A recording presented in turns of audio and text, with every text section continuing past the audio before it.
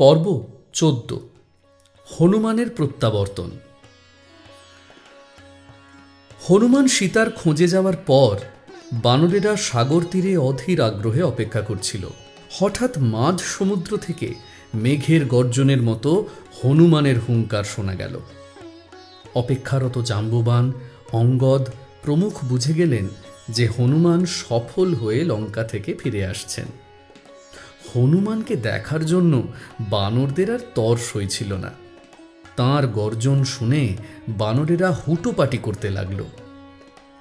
রামদূত হনুমান বিজয়ী হয়ে আবার ভারতের মাটি স্পর্শ করলেন।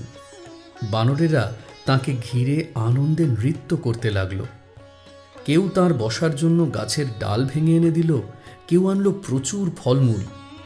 তারপর হনুমান জাম্ববান, অঙ্গদ প্রমুখকে অভিবাদন জানিয়ে যখন তার সীতা দর্শনের কথা বললেন, তখন বানরেরা মহানন্দে কিলকিল শব্দ করে লেজ ফুলিয়ে লেজ নাচাতে লাগল। বালিপুত্র অঙ্গদ হনুমানের উদ্দেশ্যে বললেন, মারুতি, গুণে ও শক্তিতে বানর বীরদের মধ্যে তুমি শ্রেষ্ঠ। আহা, প্রভুর প্রতি তোমার কি ভক্তি, কি তোমার শক্তি, কি তোমার ধৈর্য। अह स्वामी नीते भक्तिरहो वीर्य महोद्धृतिः। তারপর বানরেরা সকলে মিলে কোলাহল করতে করতে কিষ্কিন্ধার উদ্দেশ্যে যাত্রা করল। কিষ্কিন্ধায় পৌঁছে হনুমান রাম, লক্ষ্মণ ও সুগ্রীবের কাছে গিয়ে বললেন, আমি লঙ্কায় বন্দিনী দেবী জানকীকে দেখেছি।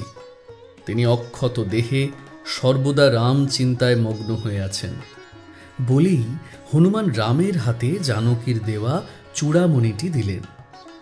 জানকী জীবিতা আছেন জেনে রামের আনন্দের সীমা নেই।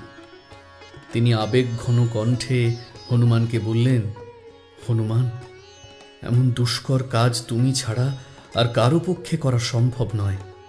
তুমি আজ জানকীর সংবাদ এনে আমাকে, লক্ষ্মণকে, এমনকি রঘুবংশকেও ধর্ম তো রক্ষা করেছ, কিন্তু তোমাকে এই কাজের জন্য পুরস্কার স্বরূপ যে কিছু দেব, এমন কিছুই আমার কাছে নেই। তাই যা আছে তা দিয়েই তোমায় পুরস্কৃত করলাম। এই বলে শ্রীরাম রোমাঞ্চিত দেহে হনুমানকে আলিঙ্গন করলেন। আনন্দে শিহরিত হলেন হনুমান। তিনি তার কাজের সর্বশ্রেষ্ঠ পুরস্কারটি পেয়ে গেলেন।